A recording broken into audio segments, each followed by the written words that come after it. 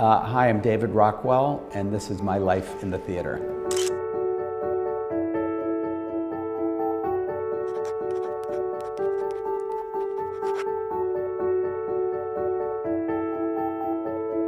My way of getting to set design was circuitous, although theater was my first love. Being brought up in a family of 5 boys and a mom who had been a choreographer. Theater was just, I guess, sort of a natural in our family. And I really got interested in it for the first time when we moved from Chicago to the Jersey Shore, a beautiful suburb, lots of big private homes. And every summer, that community became alive with a community theater. And I just got to see, and I just felt really intuitively fascinated with how it brought people together, and including everyone in my family. For those months, everyone became an acting out person and told these stories that I found fascinating. I knew there was something about the power of design and storytelling to bring people together. Many years later, decades later, I went with my daughter back to Deal, New Jersey to look at that theater, and it was a small high school auditorium, and the sets were incredibly simple, but they rivaled Joe Meltziner's King and I in my memory. So that was my first interest. My father moved us when I was 12 to Guadalajara, Mexico, which is a long story. But before we moved, we all came into the city, and I had a day in the city that really changed my life, that was made up of several things. Seeing Fiddler on the Roof on Broadway with Herschel Bernardi. I knew that those 1,300 people in the theater that became a community around that piece of theater was something I wanted to be a part of. So I began to study Boris Aronson. We also went to Schrafft's, which pretty much everyone watching this won't remember, but it was one of many restaurants, and it was the place to go before a matinee. Kind of a legendary pre-theater restaurant, a precursor to Joe Allen's, I guess.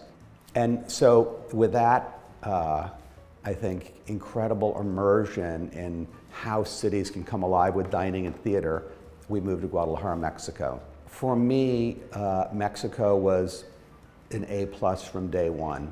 I just loved the culture. I found that what I loved about community theater existed in public spaces there. The bull ring and the mariachi square and the marketplace was kind of urban theater. And that got me more focused on the combination of theater and architecture. As I was graduating from high school, I got more and more interested in architecture because there was so much beautiful contemporary stuff being built there. But I wanted to go to a school where I was close enough to New York so I could keep my toe in the theater world. Studied architecture, and took a year off of architecture school and worked for a Broadway lighting designer named Roger Morgan, amazing gentleman. And he did theater consulting, so he needed an architect to draft. So in the day I would draft, and in the evening I would be in the theater as he was teching a show, getting to sort of see what that was like. And then post-college, began working in New York, and my studio's role in architecture and in hospitality in particular really took off. I went to the theater 3 times a week and always sketched, and friends would see me in the aisle sketching. And many people I worked with, including Jules Fisher at the time, would say, "Why aren't you designing for the theater? You love it so much." It was complicated because I had a studio, I knew I wanted to do that, and I didn't know how to begin. And he gave me the best advice. He said, just start to talk to people, start to sketch with them, get a common language of what directors are looking for. That was about 4 years of doing work, including putting together a talk for the TED conference on the relationship of theater and architecture. Then there were many false starts, projects I was offered and it didn't work out. And then Jordan Roth and Chris Ashley came to me for the Rocky Horror Show. Really interesting because I didn't know the movie. Having lived in Guadalajara, there was a whole piece of pop culture I didn't get. So I watched the movie, and I was so grateful for the offer. And I said, so tell me what makes this such a great piece of theater. So it was a life-changing experience for me, starting with just talking to them about the show and getting the perspective of this show is about an audience not only being immersed in the story, but becoming part of the story. And the kind of audience participation was a perfect on-ramp for me to work with Chris Ashley, who's an amazing director, in the Circle and Square Theater, where when I first looked at it, I said, why don't we use a space below the stage and have the stage flip so that the audience sees it goes from the movie theater to the kind of world of Frankenfutter. Frankenfutter? To the world of Frankenfutter. But it was just thrilling, and I probably went way too many nights. I just wanted to be part of that audience. We had a satellite stage for the narrator, and that was Dick Cavett when we opened. And by the time we ended, it was Penn and Teller with many different people in between. Extraordinary cast, and really just a grateful, amazing jump into the world of theater. One thing about Rocky Horror that seeing this reminds me of is Circle and Square is limited. There's no fly loft, there's no real offstage space. So we invented a way for things to collapse in on themselves and the proscenium to open.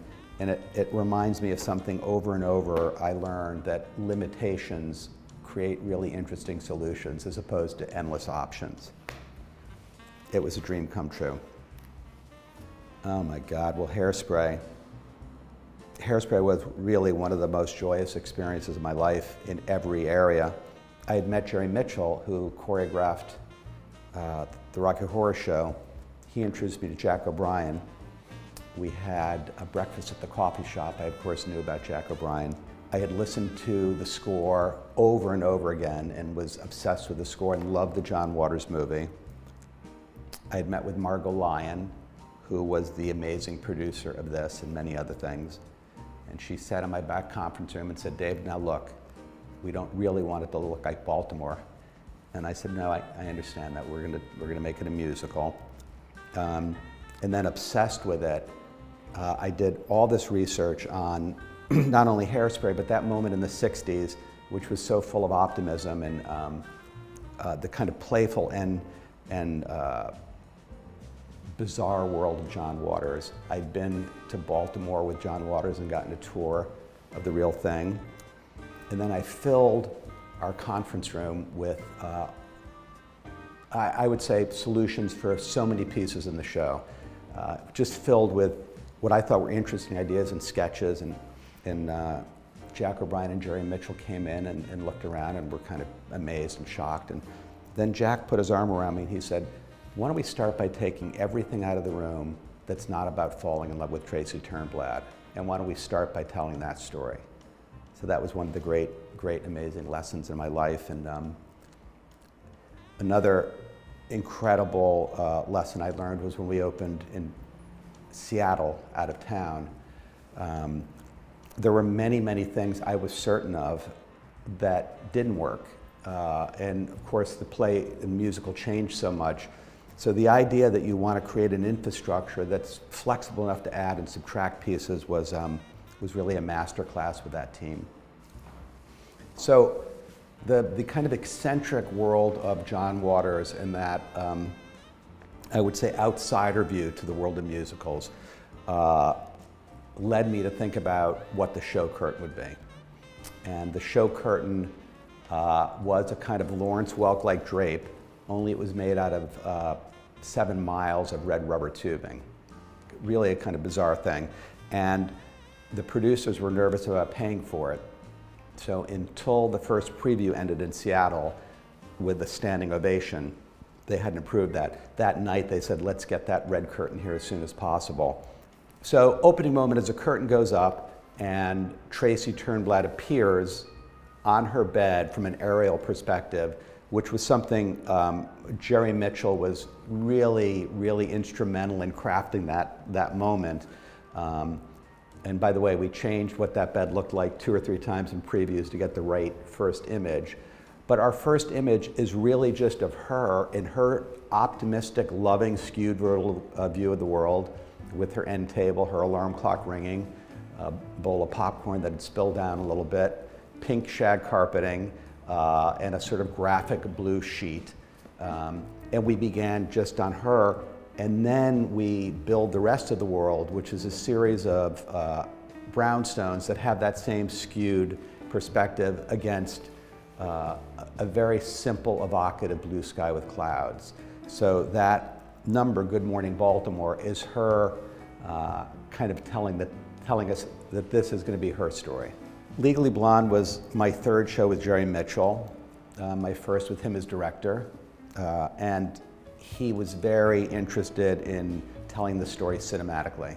So one of the things that became a challenge was in a fish out of water story, she had to convincingly go from her very pink world at Southern California to Harvard. Well, first of all, Laura Bell Bundy really was so that part. What's her name? Elwood. We opened in San Francisco. It was the first time I got to work with Bill Berloni, who's the Laurence Olivier of animal trainers, and so we had to get a small Chihuahua, and the set had to be Chihuahua friendly, so I learned how to create the pieces that the Chihuahua would run to or not. One of the pieces we had in research was a doll's house that had a sliding pole in it, and that started thinking about how transitions could be lightning quick, and that was really part of the show, is to stay really light on our feet and create those two worlds that we can go back from. It was my first project at the Palace Theater, which was kind of unbelievable and such a beautiful theater. Got a Free Man of Color. That was a project that George Wolfe called me up and asked me if I wanted to do. And I had loved George Wolfe's work at the Public and had been a fan of everything he did before that. And I loved John Guare. So we looked at the play, we started working on it, and then they said it was going to be at the Vivian Beaumont, which is an architect and a set designer, one of my favorite spaces. It was created by an architect, Saarinen, and Joe Meltziner working together. And it has the deepest space. It's really like the Met Opera. Ann Ward was doing the costumes, amazing. Jules and Peggy were doing the lighting. So as we started to play with the show and work with Jeffrey Wright, who was incredible, we realized there was an opportunity when we go to this part of the second act called the white space, which is the kind of endless expanse of space, as we're in these detailed parts in New Orleans. We had an opportunity to actually visualize the whole depth of the Vivian Beaumont, which was a great, amazing experience. Yeah, it was my first project at Lincoln Center. What an amazing, amazing evening in the theater that was. And John Guare his imagination is so incredible, so we wanted to stay up with that. In some ways, we knew we had to be background to that, but there were moments where the set was quite extravagant, and then parts where it just went away. The Normal Heart, Jesus. That was George Wolfe calling me again and asking if I'd meet with Larry Kramer and talk about The Normal Heart. He knew that I had been very involved and been the chairman of a group called Design Industry Foundation Fighting AIDS. That was the design's charity in and around raising money for AIDS, and that my brother in '94 had passed away from AIDS, and that it was near and dear to my heart. He didn't let me know at first that it had to happen in like 6 weeks, because it was a reading, and then it was immediately coming to Broadway. I met Larry Kramer. It had to be in his place because I was on the 8th floor and he didn't like elevators. So I was pretty terrified to show him what we were thinking. But he loved it. And the primary idea was to use language and use all the language that had been written about the pandemic even before people would say the word AIDS. So to use that kind of language to create texture on the wall that felt like a kind of brick New York exterior, but on closer examination was actually a collage of all the writing that had happened. It was incredible, it was simple, it was powerful. We worked with Batwin and Robin on projections, and the final image of the show was starting center projection on cast, and then spreading out to the theater of all the people who had been lost from the pandemic. And it was amazing. To me, it was an example, again, of sometimes a sketch project, sometimes compression in what you have to work with and time you have produces a kind of interesting result that wouldn't happen if you had an endless amount of time. And it was powerful. And Larry Kramer became an amazing friend. He stood out in front of the theater and handed out flyers every night, so he was quite passionate. You know, as a designer, I do think the chance to work on something that significant with that level of artist involved in doing it as a sketch project is incredible. Quick is sometimes good. Sometimes forever is too long.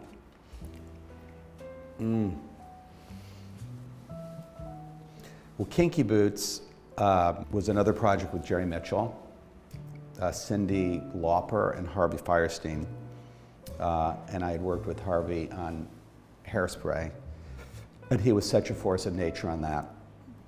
And on Kinky Boots, as the writer of the book, you know, there were a couple things. One is, in speaking to Jerry, we kind of realized that we had to create a believable world in which people loved making these shoes.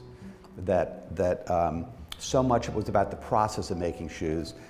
So we spent time researching the factory actually where it took place, because it was based on a movie that was based on a real story.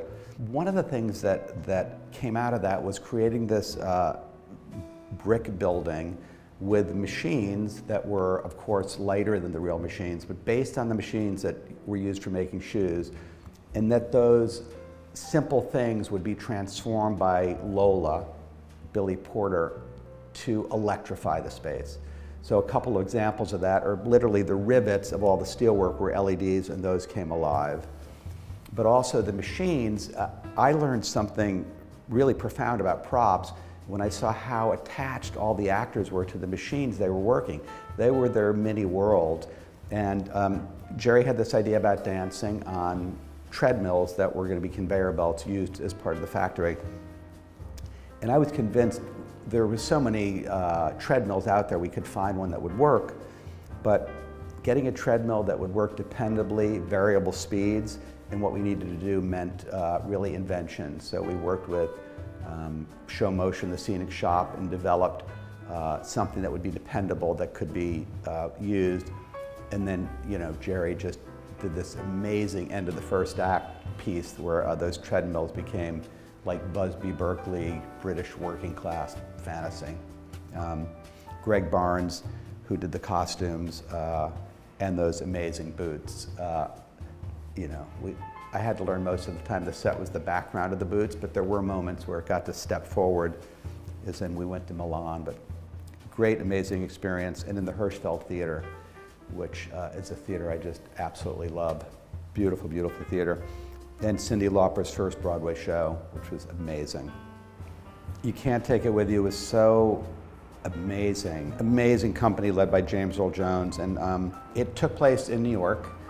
And it took place in an area of New York where this eccentric family that lived together, that we find out more about every one of the group throughout the evening.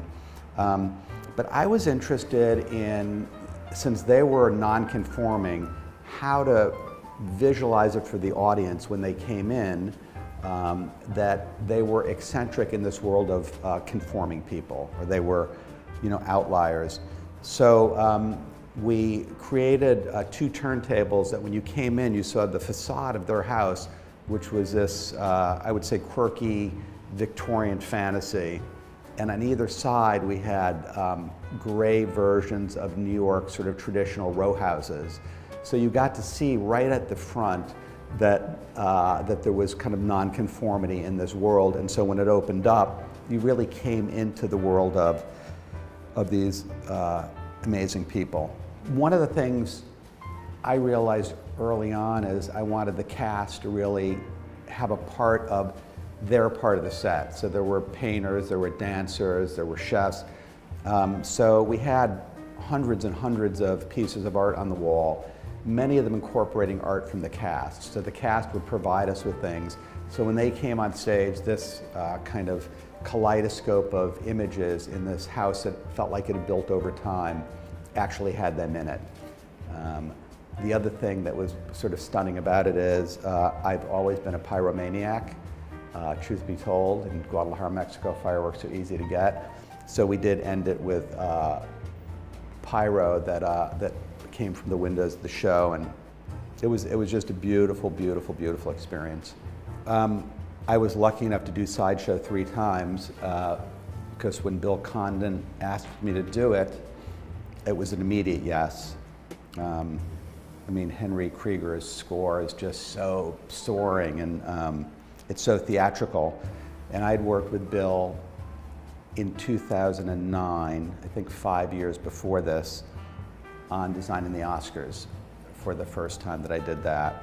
And he was incredible and so musical and such a great visual thinker. So we did Sideshow in La Jolla, then in DC, and then came to New York, the St. James Theater. So we got to improve it and deepen it. And the story starts with the song Come Look at the Freaks, and the set was very dense so that these people could appear one at a time and come out of what really felt like this kind of decayed sideshow. But all those pieces were separate and mobile, so as we moved to the second act, first of all, at the end of the first act, most of that moved away, and then it all breathed out at the I Will Never Leave You moment of the show, which is just musically incredible. You know, one of the challenges with doing something that's familiar like a carnival is how to do it in a way that seems surprising. So in this case, we wanted to create a lot of height. So upstage of all of those levels are escape stairs and all of the things that make what's on stage seem very simple. So we wanted just to read the silhouettes of these spaces, but have a lot of pieces that actors could crawl out of, crawl on top of. So really to feel sort of dark and mysterious, but then be able to kind of come alive. It was my second show in the St. James Theater, and I think it's just one of the great classic Broadway theaters. And Birdman had just been shot there, and so the proscenium frame that we saw was something that was in my mind, and we ended up darkening that so that you would really just focus in on the show, because so much of how you experience a show is what the theater does and how it focuses the audience attention. On the 20th Century was a bit of a quandary originally for me. I was such a fan of the original. I knew Hal Prince well. I didn't know Robin Wagner, who designed the incredible first production. So after thinking about it, I called him and I said, I'd love to come have coffee with you. He was up for that. And I just wanted to make sure, I wanted to get a sense of how he felt about it, and I guess I wanted his blessing to have it reinvented for some reason. He was very generous. He offered to show me the ground plans, which I absolutely said no to, because I knew I wanted to solve problems our own way. But those were big shoes to fill. It was Scott Ellis and Warren Carlyle, amazing cast. So the original research I started was the 20th Century itself, the train. The kind of legendary 20th Century train actually was like 1938, 1939, which was sort of the tail end of Art Deco and really into a period called Streamline Moderne, which was a little bit more elongated, a little bit more horizontal. I went to the Cooper Hewitt and looked at drawings of the original 20th Century. And so it gave us a way in to, first of all, have the palette not just be cool metals, but cool and warm metals, and to use those exaggerated long lines, including our own show curtain, which I actually have the model of the original Robin Wagner show curtain that I got after the show closed. The trains were characters in the show, and they needed to do many things. The show curtain had those great tap dancing porters in front. It comes up, the curtain comes up, and we had a train you saw in perspective that did a complete revolve and became the interior. They go into the train. A lot of the musical takes place in the train. Kristen Chenoweth, Peter Gallagher, Mary Louise Wilson, Andy Carl, you know, genius actors were doing the slapstick piece. Mary Louise Wilson was willing to ride a small train across the stage, which was kind of incredible. And then the number that Imogene Coco made famous, where she's riding on the front of the train, we knew we had to do that, but we wanted to do that in a different way. So there was a train chase that happened before, and then there was a whole new train at the end for the wedding.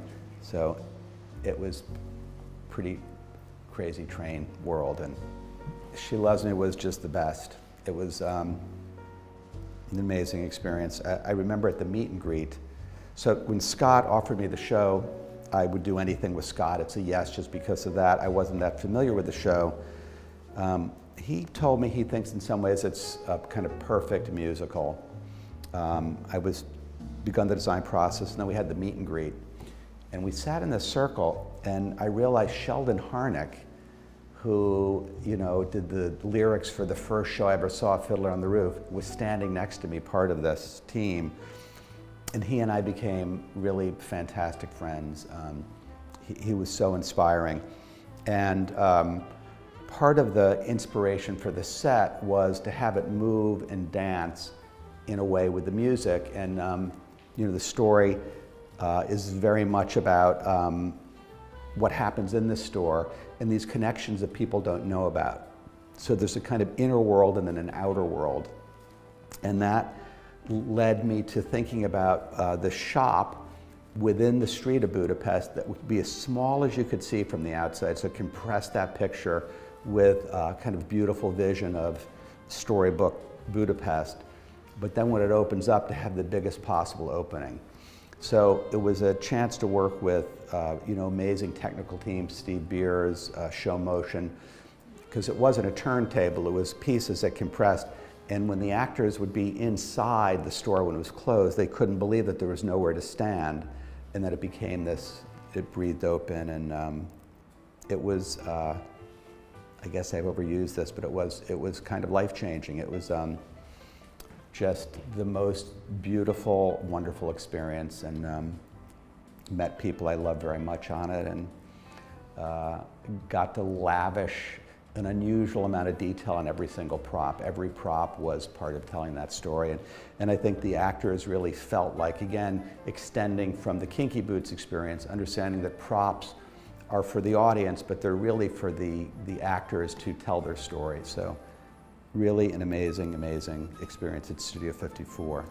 When you sort of look at storefronts, I wanted to start with the colors of the perfume bottles, which we had made in, I think, 20 different colors and styles, so there was enough variety so it felt infinite. And those colors, which are really jewel tones, also are what's on the buildings around them.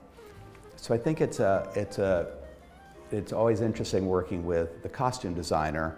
In this case, it was Jeff Mashey, who was very intent on finding the kind of neutral palette that would work in that environment, or when the environment, when we went to the workroom, the color scheme became much darker and in contrast to the costume. So there was a lot of color, and it all came out of thinking about the detailed world, the believable, magical world of, well, I was so excited when James Lapine called me for Falsettos. I'd known him for a while. I loved his work. I learned by that point that relationships take a while to yield a project. And it was the perfect project to work on with James. Falsettos had been 2 off-Broadway shows that were brought together. And it tells a story of a group of people that become this tight-knit family. And it really looks at the fragility of those families and what happens when there's a loss, or what happens when there's a missing piece, and how they reconfigure that family. So James and I sat week upon week with a small model of these pieces. He was interested in a playground we had designed in Lower Manhattan called Imagination Playground. that was all loose parts with the idea that kids build their own playground. And we talked about, could we use a concept like that so the actors build their world around them? So Take Me Out was another project I was lucky enough to be offered by Scott Ellis. And I had seen the original. I knew Jesse Tyler Ferguson, was friendly with him. I didn't know Jesse Williams, who was exceptional. Scott really digs into kind of backstory and research, and as we started to look into what was going to be our way of telling the story, we moved into a vocabulary that was very minimal, but with a locker room that was quite present and could come way downstage and also go all the way upstage. And I think for many reasons we felt this story wanted to take place on the lip of the stage. It was in the Hayes Theater, which years earlier I'd been the architect for renovating. You know, when I was renovating, and I was mostly paying attention to the theater part of it, but we had designed the walls so the light blue palette got darker and darker till it got around the proscenium, again to have the audience focus on the storytelling. So it was such a gift to be working in that theater and be sort of proving out that theory and working on a design that lived within that. So we knew there were many scenes that wanted to be downstage, and certainly the shower scene wanted to be downstage. We had to find a way to have it instantly drain, because unlike a show where it may make sense for someone to come out with mops and clean it up, this had to move from the shower scene to a locker room to the baseball field. So it was done with very few pieces. One was a light stand at the back that became the stadium lights, but also were able to be lowered and used as sort of bright light to freeze the action happening downstage, like some of the baseball games. And the lockers were able to rotate and move and become many other pieces. And then the stadium was a character in the show, both as a silhouette and as a more present piece. It was all smooth until we had to figure out how to get the water hotter, which we ended up getting the water at 115 degrees, but that took a couple of takes at it. After it closed at the Hayes, the Weislers asked to move it to the Schoenfeld. I was a little concerned because it's a very small show and Schoenfeld's a much bigger theater. But what we ended up doing is just creating another portal, a lit element that went from the proscenium lit portal to the inner portal. And actually I think it worked better with more space, which was a lovely surprise that I didn't expect. Into the Woods really came out of nowhere. I loved encores, I'd never worked there. I had worked with the director, Lear de Bossonet, in Central Park on Midsummer's Night Dream, which was, not to be too corny about it, but a dream come true to work in the Delacorte Theater, which I think is a miracle of New York that brings New Yorkers together and tells these open air stories. So when she approached me about Into the Woods, I already had a relationship with her, and in fact, Midsummer's Night Dream had trees, very different trees, kind of ancient trees. And Lear's initial input was she didn't want it to be kind of the gothic, dark version of fairy tales that can be associated with Into the Woods, but she wanted it to be more like an art installation, something that they would explore throughout the show. And so what we proposed was a series of trees that were round and dimensional, like sonotubes, but that had cutouts and in space would recede in perspective, and they could do a couple things. One is they created this really beautiful landscape, these textured white trees, minimal, but it meant the actors could move in and around them, and they were able to come in front of the audience. Audience walk-in look, I think, is a very important thing. I think it's a chance for the audience to kind of get immersed in the world and start to maybe fall in love with the musical. So we had 3 houses, detailed houses that were built that hung overhead. And as those houses lifted to an open space where you'd see the orchestra, it was on an elevated level with ramps leading up, and then the trees would come in a little bit at a time and create this forest And you would spend the evening with those trees, which had the ability to light up on the inside. So a downlight expressed that cutout. And as being a giant Sondheim fan, I thought there was something about expressing loss, which is certainly built into the Woods, but that those trees were dimensional and solid, but had kind of delicate opens you could see through. I thought gave that sense of loss that was so poignant in Into the Woods. The trees could also shake and move when the giant moved, and they became an important part of telling the story as well. And the only other element was a moon that would lower slowly during the first act and during the second act. So with those very simple elements, we got to work on telling this totally beautiful, magical story with an amazing cast. James Ortiz did the extraordinary puppets. In the first rehearsal, I knew Milky White was a star. I could just see Milky White had what it took. And James, very much in the early design meetings, listened to the idea of fragmented, as these trees had holes in them. And I think, he created these incredible puppets that had a similar kind of skeleton quality, but beautifully evocative. Milky White, one of the things James and I talked about is would I trade one of the houses for Milky White when the show closed. But I think Milky White's gone on to other shows and bigger things. Michael Mayer and I had worked before, and he called me about the Neil Diamond musical. I love Neil Diamond's music, and I love Michael Mayer. And he said Stephen Hoggett was going to do the choreography, and I loved everything I'd seen of his. So we sat together and talked about it. Anthony McCartan wrote the libretto, the book. It was a quite unusual way to tell the story. They really wanted to tell us a memory piece, that it deals with now Neil and then Neil, and it brackets it with Neil working with this therapist, originally played by Linda Powell, and it starts there, and it's very deceptive, and it's an example of something directors and choreographers often say, which is we don't really need much set here, we want open space. Many times they don't mean that when you get into the theater, but Stephen and Michael really wanted to work in kind of open space. We came up with a design vocabulary that used light fixtures, starting with the therapist light fixture, and then that light fixture, as it moved out, there were about 80 other light fixtures on multiple line sets that are a little bit like an Austrian drape, where they can reconfigure. They can create a low ceiling for the bitter end. They can move in relation to some of the scenes, and some of the memories are represented by specific fixtures. So some of them are fields of light that are there just to be fluid and look beautiful, and some are storytelling. Many of the light fixtures were made, many of them were found.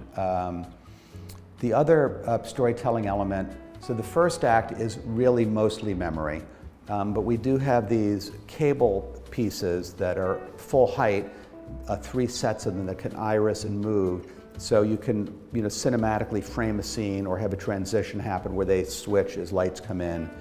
But then the second act is really told as a concert with a large bandstand done in kind of Neil Diamond bedazzled, although again the costume had to be more bedazzled than the scenery, which is just the reality of set design. But the bandstand was then able to come down stage and really get in the audience's face, and then it really framed Neil as the star of that. And then it goes back to the therapist's office where he has these memories, and then it kind of floods open again. Yeah, I thought it was a beautiful, simple, strong directorial idea that was not only interesting, it connected to the show and felt, so we were teching both shows at the same time, and the back alley would allow us to go from one to the other, so that was pretty amazing to go from Take Me Out to A Beautiful Noise. So Doubt just opened. Doubt was the first show in the newly renamed Todd Hames Theater. And Todd had been a giant influence in my life. incredibly supportive of artists, able to always get focused on who he was talking to. So for someone who did so many things, he was so deeply engaged and concerned and loving and talented. So there was something very special about doing the first show there, and I know it's a show he was interested in doing. There were a couple things about it that I thought would be different and worth visualizing, and one is, not unlike You Can't Take It With You, it is part of New York. So the primary locations are a church, which is an abstraction where he delivers sermons, a school that's part of this church, and then the courtyard. And they all take place in New York. So that was one thing I thought was worth visualizing, that we're in New York, we see the city behind us, but we're in this very cloistered world, and the cloistered world somehow is out of touch with the city beyond it.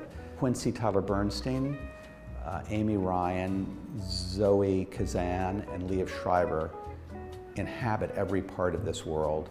And the other thing that was interesting, and we met with John Patrick Shanley, who wrote it and directed the movie. He made an interesting point, which is they are trapped really in this office doing battle, but the audience spends a lot of time there, so you want to create a room that people want to be in. I think what's most inspiring about being a set designer is the sense of collaboration, that you realize for any moment the audience takes with them, there were 20 different people who created that moment. Movement, automation, lighting, music, acting, directing. So it's this moment you're left with that just happens at one time, it never happens that way again. And that sense of theater being communal storytelling, I think, is supported by these amazing places. There's 41 Broadway theaters, each one is unique, and kind of amazing that they've been saved and restored, and that the city has figured out that these are vital parts of storytelling. And some of them are quite limited, some of them are giant. I think the theater that you're in really affects how you tell the story. Low stage allows you to have more floor in the picture. I think all of those things are just part of what goes into the equation of creating a show. They're kind of interesting, they're just another character in the telling of the story. I really feel like theater is a kind of amazing family. And I think, you know, when a show closes, that family kind of moves away, but in some ways you stay attached. So, I mean, a life in the theater for me has been a chance to creatively express myself and to really be a part of what I think is one of the most extraordinary communities in the world.